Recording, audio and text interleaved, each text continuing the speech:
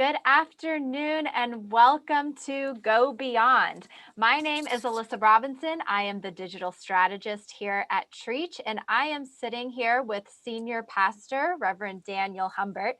And Go Beyond is a time that we come together to dig deeper into the message from Sunday. And Mondays have now turned into going over our Huddle discussion, which is available to you in the TMUMC app, but I have also included a link to it in the description of this video. So click on it, follow along with us, and bring this discussion home to your family, to your friends, to talk through what the message meant to you and what you can learn from it on Sundays. So I'm going to go ahead and jump straight into our first question from the Huddle discussion, which is a tough one. How have I treasured stuff above God? So Daniel and I are going to go through and answer these questions just as if we're sitting around the dinner table. And I'll let you start. Who developed these questions? I don't like them.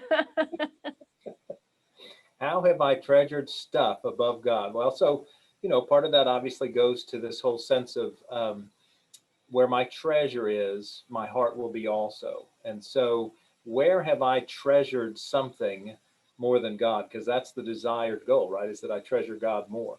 And so I just think of where I spend my time and where I spend my money.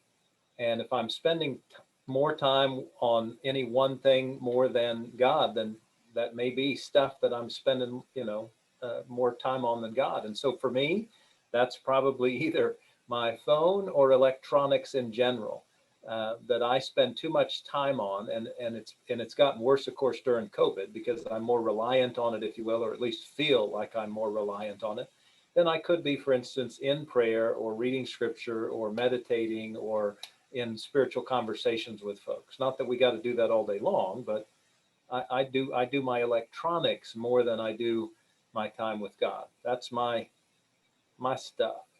Well, and for me, I think it's when I find myself worrying about money, because that's when I've lost my trust in what God can do. And I just I'm very much a saver. I always have been. I've been saving money since I was a kid. And so it's just. Talk to my kids, please. It's just been something that's always been important to me.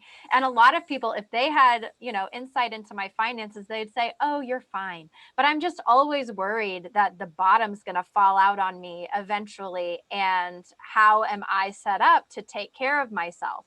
Well, the scripture that we were reading on Sunday says the exact opposite of that, and stop worrying about tomorrow and, all of these things that I really struggle with. But when I find myself, tithing is relatively new to me. I've been at a full tithe for about 2 years now. And but I still, every month I'm like, well, maybe I could take some away from that tithe to pay this bill and I have to constantly, it's my grandmother's voice in my head. She's constantly reminding me of like, that money's not yours. That money goes out the door right away. It's not your money. So why are you even thinking about dipping into it? Like, that's God's money. And so I hear that voice in my head because that's how I was trained in my upbringing. But I didn't actually take that on for myself until I was 30. Well, it took me a while. You actually beat many people. In fact, most people. I won't get into statistics, but very few people actually tithe. Very few Christians actually tithe. And so it's a cool deal that you're there. Yeah, but that's when I start to worry and I'm like, okay, maybe I could reduce that tithe by 50 or so dollars this month. That's when I know I'm valuing stuff over God. Yeah, and it's very tempting, isn't it? I mean, it's very tempting. Absolutely. So question number 2 on today's Huddle discussion: why can't I serve 2 masters? Ooh. Well, I think that goes to the concept I drew up Sunday about divided loyalties never work. And, I just use simple examples in a marriage or in a friendship or in a work relationship or on a sports team or on a dance troupe or on a band. Divided loyalties don't work. They just don't. And so we all, I mean, I literally consider myself a part of this struggle. We all try to serve God and wealth all the time. I mean, you just described a little bit of that. And I know in my own case, I try to do it by likewise saving for the future. I'm a huge advocate of saving for my future. I think it's just the right thing to do. I think it's really appropriate. I think it's helps us out, obviously, long term. And yet I reflect on the fact that retirement is quite literally a 20th century creation. It didn't exist before roughly 1920 or so. And so no one prior to that ever really got prepared for it. And therefore, why do we? Well, because we're conditioned to, and it sounds very much a good thing to do. And so, but the divided loyalty, I find myself always struggling with. And Kay and I are beyond the tithe in our own giving, and yet I find myself wanting stuff all the time and seeing things that I really desire. And obviously, there's nothing innately wrong with desire, and there's nothing innately wrong with buying stuff. But I often find myself thinking, well, should I get this thing, and would it be an appropriate thing?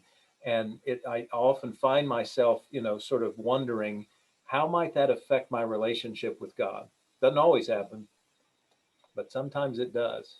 Yeah. It's hard when we have a divided loyalty. Yeah, and I think that for me, I'm just going to go ahead and fess up to uh one of the scriptures on Sunday was to be a cheerful giver. And that is a sign that God is the master that you choose. um I don't think I've gotten to that point yet. To me, a tithe feels like an obligation and responsibility, and it is out of gratitude of what the church has done to me. But I can't tell you I'm excited to see that money leave my bank account every month. Like, it's not my favorite part of the month.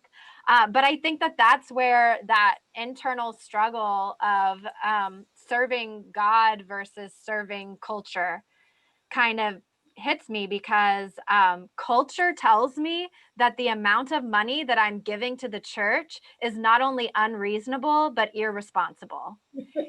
You're right. And it does. Like, when I talk to my friends, because I will say, like, my generation doesn't give to the church. Right. And when I talk to my friends about it, they think I'm making a terrible, unwise decision Mm. by giving to the church. And we can talk about this more on challenging the message on Wednesday. But for me, that is where the two masters come into play of serving God versus serving the culture. And how can I shift my heart to be more cheerful in my giving, so that I know that I am giving in service and gratitude to God? Yeah, absolutely. And it is a big challenge. And for me personally, what helps me in that is to realize I'm giving to God, not to the church. Is the church the conduit? Absolutely. But I'm giving to God. And so in my own head, that's what helps me, is to recognize this is for God, and not necessarily the church.